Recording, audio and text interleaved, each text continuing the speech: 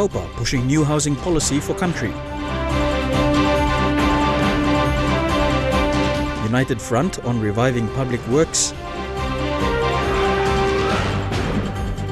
And juvenile cases on the rise in Madang.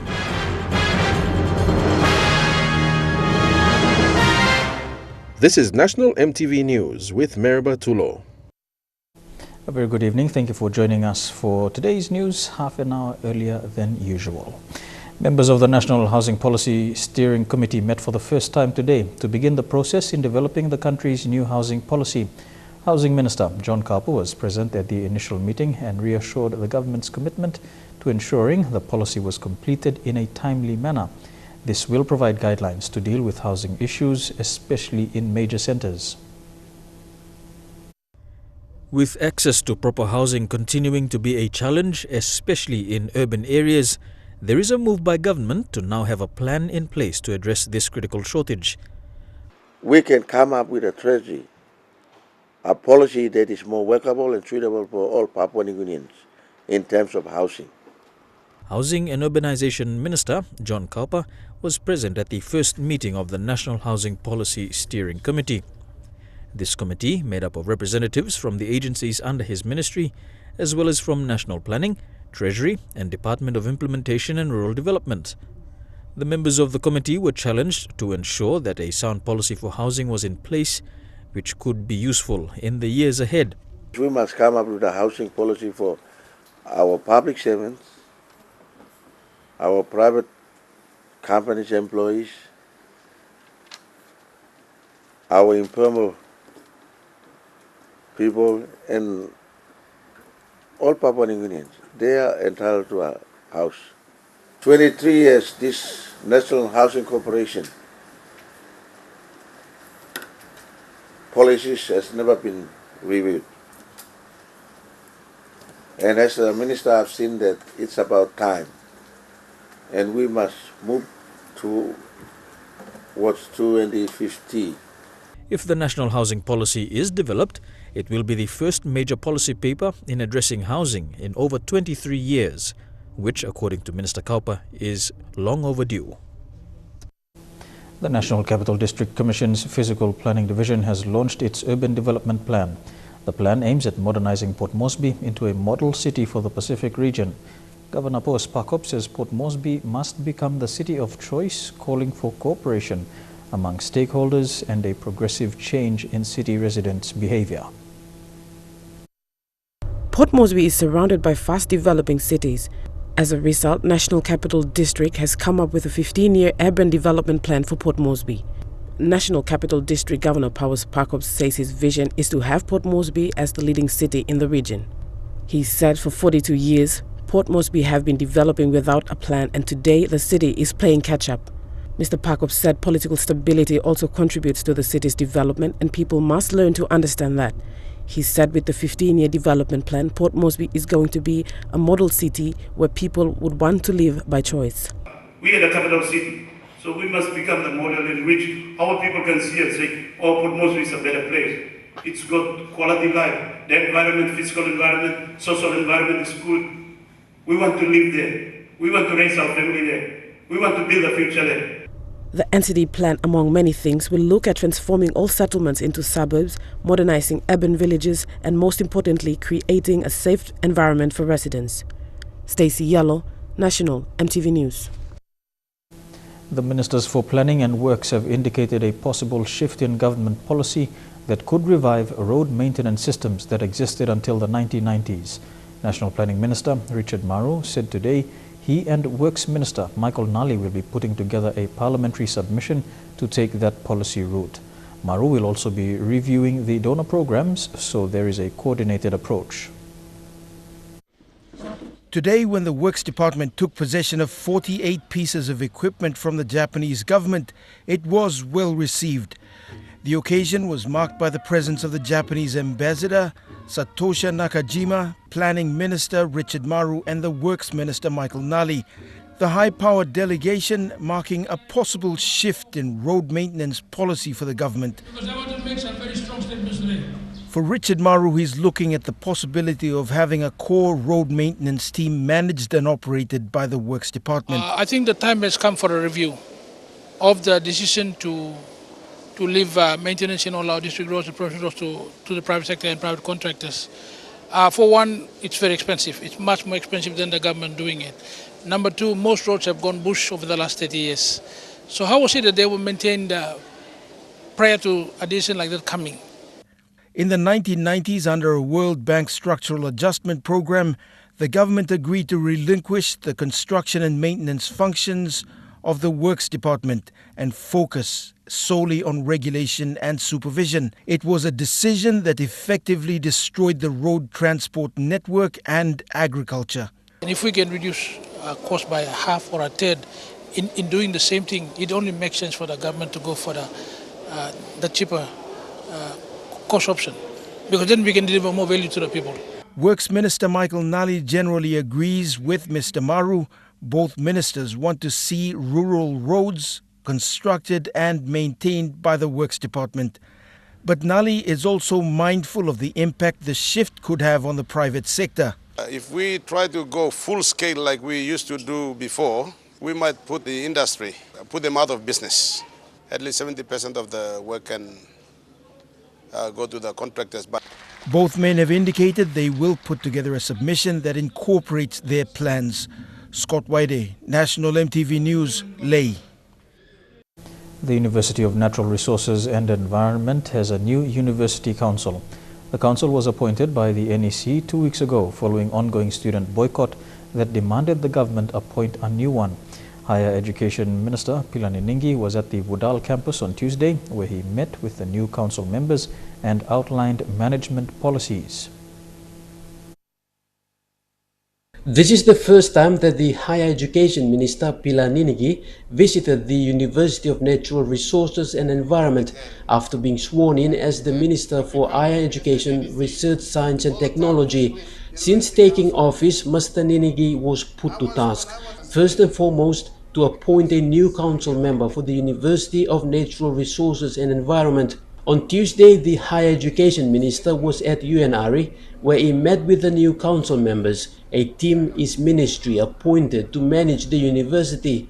In a brief meeting with staff and students, the Higher Education Minister told them that he has given them what they have asked for, a new university council to replace the previous one, which has been largely criticized following issues relating to alleged ill administration. Milaga Pilo Iblalong, Nupla council me appointing Chancellor, please you come.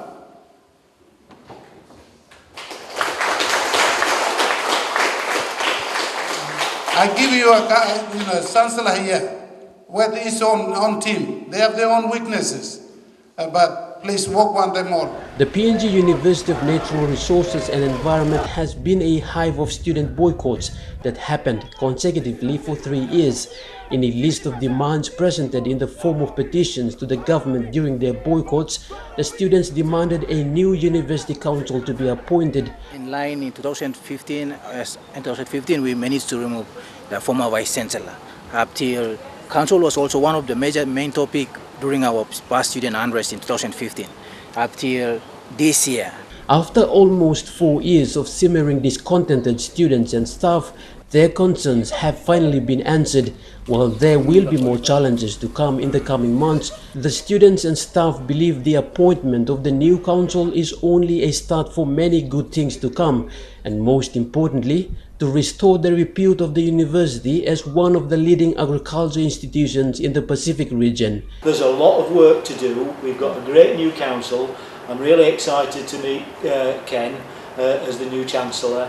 And I think we both recognise we've got a lot of work to do, but we're not afraid of hard work. Edwin Fidelis, National MTV News, Kokopo. Here with National MTV News, we'll have more stories when we come back. Stay tuned.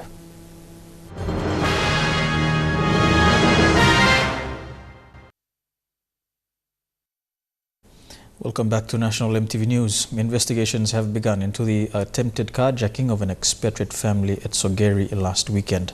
Police in Central Province have apprehended one man believed to be involved in this incident. A dashboard camera installed in the family's vehicle captured the attempted carjacking, and the video was uploaded on social media. It is understood a copy of the edited video, which was given to the media, was also given to police as evidence. A preliminary report has been released by the coroner's office in Waigani regarding the death of journalist the late Rosalind Albaniel Evara. Stacey Yalo has more. The preliminary report was handed to the coroner's office at Waigani today, revealed the cause of death undetermined. At the autopsy, the external examination showed there was no evidence of disease, trauma or injuries identified on the body. Dr. Force stated that the process of embalming and decomposition distorts evidence, trauma, disease and injuries that limit the ability of the pathologist to identify antemortem injuries and interpret findings. The final report will be delivered in 2 weeks after microscopic tissue results processing and analysis. Dr. Force stressed that the preliminary cause of this is unknown and, in his opinion, the contributing factor is embalming artifacts and changes. The deceased had been having severe headaches prior to her death and was rushed to the Port Moresby General Hospital. However, she died at the hospital on the 15th of October at about 5 p.m. Stacey Yalo, National EMTV News. The Madang District Court has recorded an increase in serious crimes being committed by juveniles. Senior Provincial Magistrate Josephine Kilage says children between the ages of 15 and 17 are now committing crimes that were once associated with older people. Magistrate Kilage made these remarks during the closing ceremony of a 4-day juvenile justice training. Senior Provincial Magistrate Josephine Kilage told EMTV there is an increase in the number of criminal cases that she sees every week. Magistrate Kilage says in the past several years, children are taken to court for summary offences, but now they are taken to court on serious offences like murder, kidnapping and stealing with violence. From as young as 10 years old can come to court being in possession of like 16 1 kilo packs of marijuana. For the drug offences, it's not now. Before they used to have one on them. Now it's like they've gone from personal consumption to selling. So it's increasing. Yes. The magistrate says in 2016 about 120 were juvenile cases. This year the number has gone past 120 and is still increasing. The increase in gang-related activities in the province might also be a contributing factor. From her experience, most children committing these offences come from unstable families or have social problems or come from violent homes. They have social problems or they are kids who don't come from good family backgrounds where the parents are having family problems and they go out onto the streets. Some come from very violent homes, so they find it safer for them to be out on the streets, and then they catch up with their peers, and then a lot of peer pressure causes them to do things that they would not do. There are a lot of good kids out there doing bad things and making wrong choices. Meanwhile, the magistrate will also chair the newly established Provincial Juvenile Justice Working Committee for Madang. The members of the committee were sworn after the training by the Department of Justice. The committee members are made up of officers from the law and justice agencies, including police and CS officers. Madang MP Brian Kramer also took the time to outline his plans for the district and how they can all work together to assist juvenile cases in Madang. The idea is that we're going to go right into the community and drive law and order programs. So in every family unit, you got 1 plus RB get. Yes, so when something is stolen in the family, we don't blame everybody, we plus our things. Mata Louise, National EMTV News, Madang. Police in Manus are preparing to escort over 600 refugees from the Manus Regional Processing Center to East Lorangau. The transfer is a response to a Supreme Court order to close the detention center because it found that its establishment was unconstitutional and illegal. The order states that the center must be closed by the 31st of October, which is a few days from now. Meanwhile, lawyer representing the asylum seekers, Ben Lomai, is working on obtaining a court order to delay the closure of the center. Lomai says this is because Australian authorities say they will stop supplying food and water to the refugees from October the 31st. The Catholic Bishops' Conference of Papua New Guinea and the Solomon Islands have called on the governments of Australia and Papua New Guinea to respect and protect human rights for asylum seekers. General Secretary Father Victor Roche says justice must prevail when making decisions. In a few days' time, the Manus Processing Center will be closed. Father Victor says many refugees will be in great dilemma while calling for justice for all. The governments of Papua New Guinea and Australia, under mutual agreements, will act to ensure justice is served. I saw there 2 months ago I was there. They are simply running around in the streets of Lorengong, selling cigarettes, selling buwai to make money, to make their living. That's not right. They belong to some other country and they are human beings and they have human rights. And their original intention was not to come to Papua New Guinea. So the responsibility of both the governments, government of Papua New Guinea and government of Australia, to make sure these foreigners, these strangers in our land should be settled properly. However, the moral responsibility is on the Australian government to ensure refugees are resettled properly. The way it is looking, it's the Australian government wants the PNG government to take full responsibility in settling them. They cannot wash their hands off like that. It is initially their baby and it is given to Papua New Guinea government to take care of it. Of course, by mutual agreement, they have been given funds for it. But it is not completely the responsibility of the PNG government alone. So it is Australian government should help and make sure that their human rights are respected. Father Victor says agreements should be made with other countries to settle these refugees in respect to the human rights. So I am asking the Papua New Guinea government to come to a very good settlement that their human rights will be respected and they will be made feel at home either in Papua New Guinea or sent back to their own home countries or a country that is ready to accept them. Fabian Haklitz, National EMTV News. Kevin Hart has been appointed as Chief Executive Officer of GE Papua New Guinea and New Zealand, taking on the role from the late Peter Loko, who was instrumental in developing GE's presence in Papua New Guinea. GE announced today that Hart will now expand his role to oversee operations in both countries with a strong focus on supporting the growth and development of Papua New Guinea's infrastructure. Hart is pleased and is ready to drive the growth and infrastructure investment of this nation. And now a look at the finance news. The kina closed unchanged at $0.312 US in the interbank market. At Bank South Pacific, your kina was buying $0.304 US, $0.393 Australian dollars, $0.257 euro and 34.32 Japanese yen. Looking at commodity prices at New York close, gold is trading higher, coffee, cocoa and copra all closed higher. Palm oil also closed higher, while crude oil and copper closed the day lower. And on the stock markets, the Dow Jones closed 71 points higher, the ASX 12 points lower, and the All Ordinaries 13 points lower. Here with Friday's news, the ICCC says check labels of products carefully when doing shopping. That and more after these messages. Stay tuned.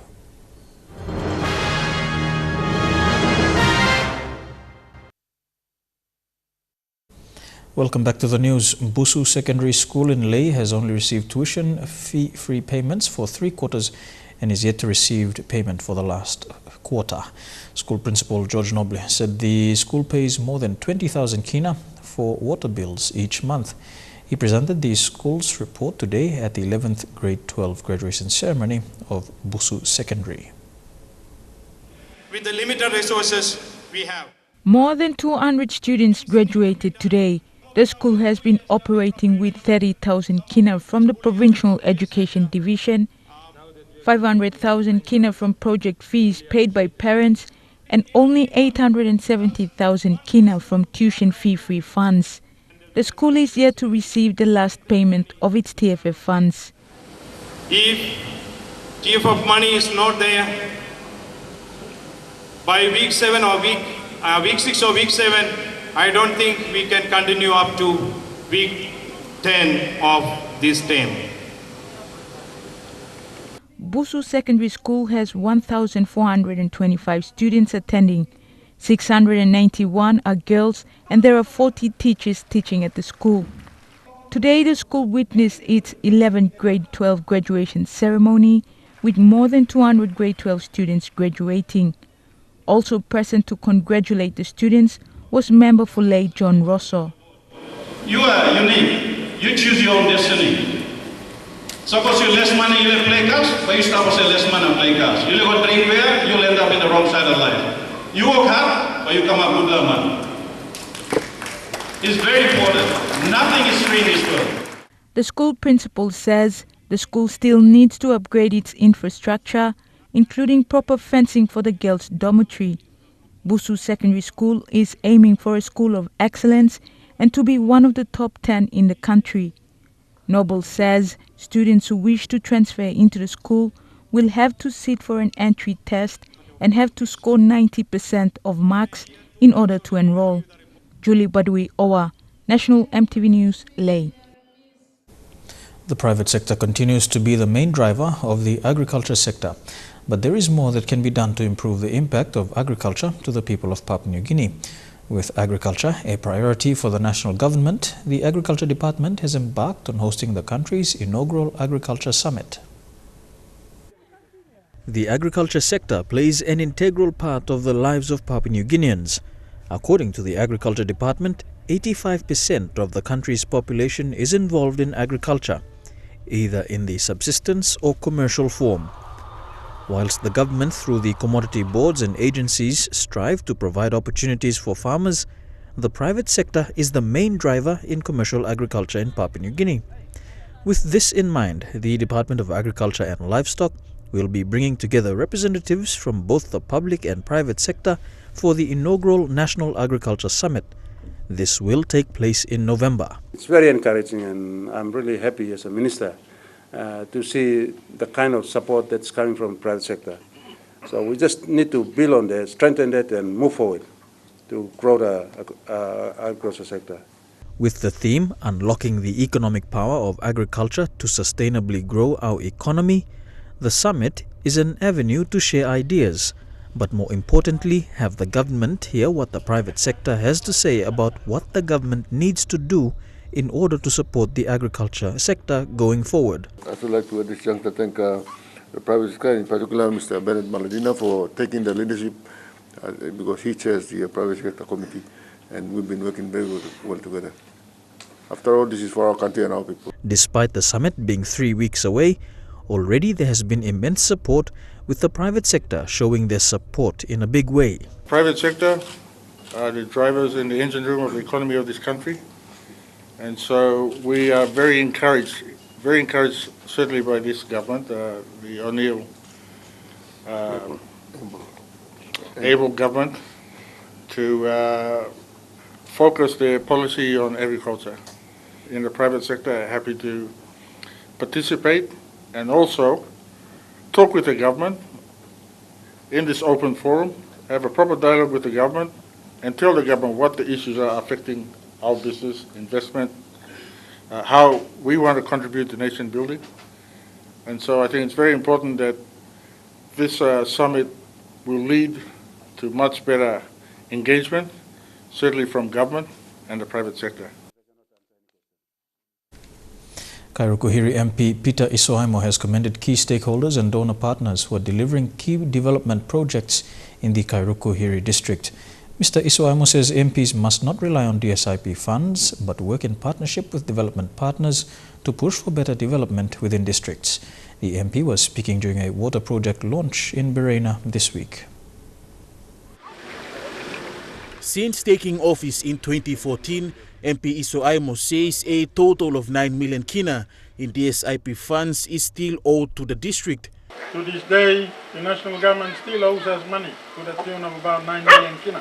This led the MP to push for donor funding through the National Planning Department, where a 2 million kina funding from the World Bank was released to build infrastructure projects in the central and western provinces. Mr. Isoaimo says this is the way forward for district development. I am directing that we focus more on donor partners now to bring about services to our population in the electorate. The funding from the World Bank has enabled over 13 key infrastructure development projects in the district, This includes an aid post, a hydropower project and water projects. Thank you for the World Bank project. It has come through the department, and the department has facilitated this project over the period of since 2014 up till now. Representing the National Planning Department, Delilah Koga says the success rates of this donor funding and projects has increased, and the department is pushing for more to be rolled out to other provinces and districts. The project under the World Bank funding has seen the importance and the priority need for the project to be scaled up to other 3 provinces. That's why we're having the scale up. We have now included East New Britain, Simbu, and Sundown, West Sepik Province. This is the 10th water project to be built in the Kairuku-Hiri district under donor funding. And I'm thankful that the Kairuku LNG has successfully completed most of the projects and are ready for consideration again in the scale-up program. I'm very, very thankful as the local MP to be recipient of such services. Stanley Oved Jr., National EMTV News. The Independent Consumer and Competition Commission is appealing to all consumers to read labels of products carefully before purchasing them. This is because there are counterfeit and expired fake products with non-English labels still sold on the shelves of retail shops and supermarkets around the country. It only addresses 5 key elements, and that is, for example, the ingredients should be in English so that the consumers can make an informed decision whether the content is something that they can consume. It talks about the name of the packer, distributor or the importer. It needs to be in English, and likewise their address has to be in English and the country of origin of that product so we know where it's coming from. In addition to that, the net weight of the product. The Evangelical Lutheran Church's Central Division will be commemorating the church's 500-year anniversary this weekend. The anniversary's theme is Liberated by God's Grace. The organizing committee says the key message is for Lutherans to understand the full meaning of Reformation and why it is significant to their church's history. The Evangelical Lutheran Church of Papua New Guinea will join with global church members overseas in commemorating their 500 years anniversary. And this celebration is not for the Lutherans only, but it's for the other churches and members of our people in the country as well as the global community. And this 500 years celebration, as we are proud to be part of this celebration because we, the Lutheran Church in Papua New Guinea, our church have been established here. It's about 131 years ago the gospel has been cultivated in our lands. The Lutheran Church Papua District will be hosting various activities over the weekend, starting at 6 p.m. tomorrow at the Sir John Guy Stadium. And there will be a Bible study on the theme, Liberated by God's Grace. This anniversary marks a significant occasion for the Lutheran Church, who will be celebrating 500 years of establishment. By God's grace. And that is the message that we want to get to our members and those other churches. They must understand that we are free because of God's grace. Though it is a big event this weekend, the Lutheran Church has only received funding and support from corporate sponsors. And we've written to various organizations seeking funding, but unfortunately things have not come good. We understand the crisis the government is going through with its economy at the moment, but MVIL, they helped us with 5,000 kina. One of our schools here at the back of this place is Sunny Bunny. They helped us with 15,000 kina. So we've raised almost up to about 30,000. Merlin Diaukatam, National EMTV News. Here with National EMTV News. Up next, we'll have some sporting updates in Trukai Sports. Stay tuned.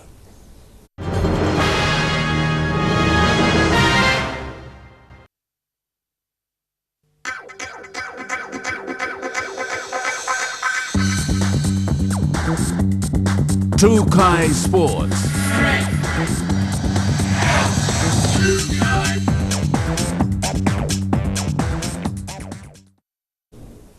Welcome to Trukai Sports. To the Rugby League World Cup, and the Wales Dragons had their final training session ahead of tomorrow's clash against the PNG Kumuls.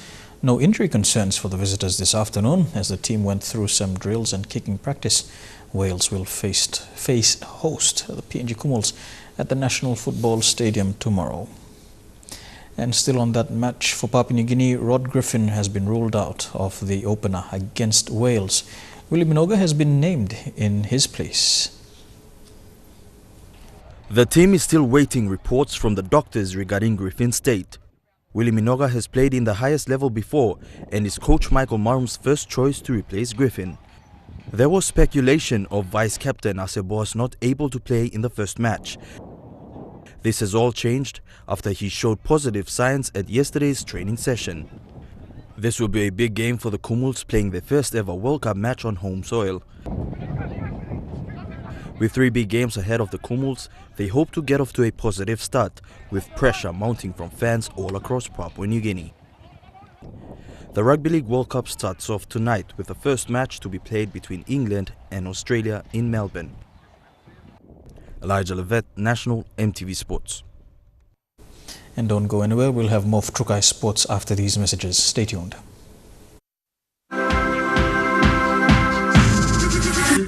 Trukai Sports.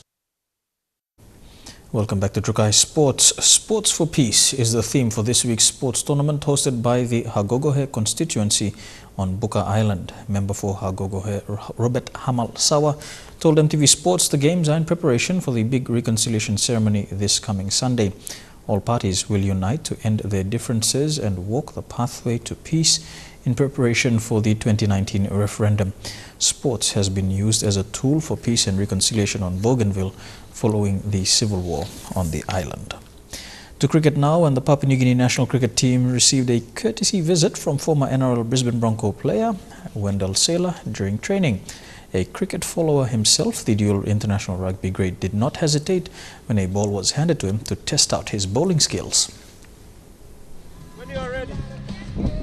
43-year-old Wendell Jermaine Saylor, who became popular across the region and famously known in Papua New Guinea as a Brisbane Bronco and a former Australian Kangaroo, returns to Papua New Guinea after 10 years, this time to observe the PNG Kumuls open a match against Wales tomorrow. But being a great follower of the sport of cricket, the NRL veteran could not pass up the opportunity to watch the PNG national cricket teams in training. MTV Sports arrived in time to catch Saylor walking the Amini grounds in awe of teams who have made a name for themselves in the region. The Hebo PNG Barramandis, the CPL PNG Lowers and the Under-19 Garamuts, all current East Asia Pacific champions. And with international dual co-representations in both rugby union and rugby league behind him, Saylor says perseverance is the key to any great outcome, and Papua New Guinean sportsmen and women should continue to keep bettering what they do. When speaking of the national cricket team, Saylor was impressed with how far they've come. I came and visited your cricket team, I think about 10 or 12 years ago. So I thought if I get a chance, I wouldn't mind dropping in and seeing how the PNG are going, because I know the men and the women's have done really well, the 19s. And I think you're ranked 13th with the men's. So. Saylor will be at the National Football Stadium tomorrow at match time, and given the number of rugby league mad Papua New Guineans who will be there, here is what the Torres Strait Islander had to say to them. For all the Papua New Guinean supporters, just keep doing what you're doing. Rugby league is successful because of countries like Tonga and Samoa, Papua New Guinea. You look at guys like James Seguiaro, David Mead, Nano McDonald, all these guys, young Lockie Lamb coming through the 20 system there, Adrian Lamb's son. I played with Adrian and he's doing a really good job coaching. I think Papua New Guinea are on the right track, and keep supporting your team PNG, because whenever I've been at the Broncos or the Dragons, You know, you see all the Papua New Guinean people, they just love their footy, you know. And you know what? They know you. You know, yesterday, I played golf yesterday and they were like, hey, Seela, I'm a Lockyer fan, I'm a Tallis fan, you know, I'm a big fan of you too. So that's always humbling. Dinero Striker, National, EMTV Sports.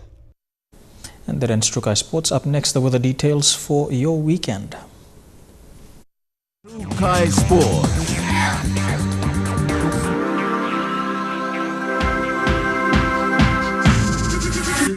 Trukai Sports. The weather details are proudly brought to you by Dulux Weather Shield. Worth doing with Dulux.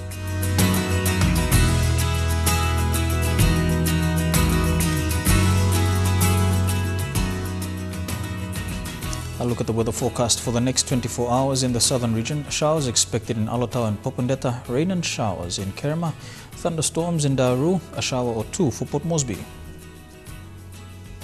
To the Momase region, rain and thunderstorms in Ley, Wau, Madang, Wewak and Vanimo. To the New Guinea Islands region, some showers expected in Kavieng, rain and thunderstorms in Lorengau, thundery showers for Kimbe, Kokopo and Rabaul, a shower or two for Buka. And in the Highlands region, Mount Hagen, Goroka, Kundiawa, Mendi and Wabeg, all these major centers can expect rain and thunderstorms over the next 24 hours.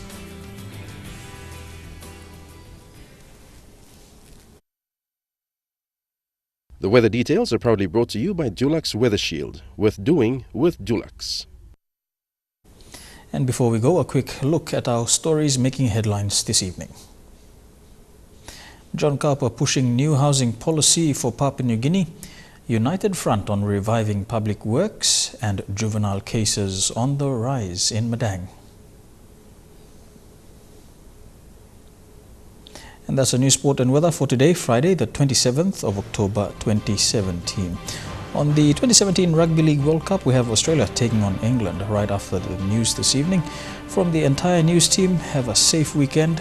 Good night.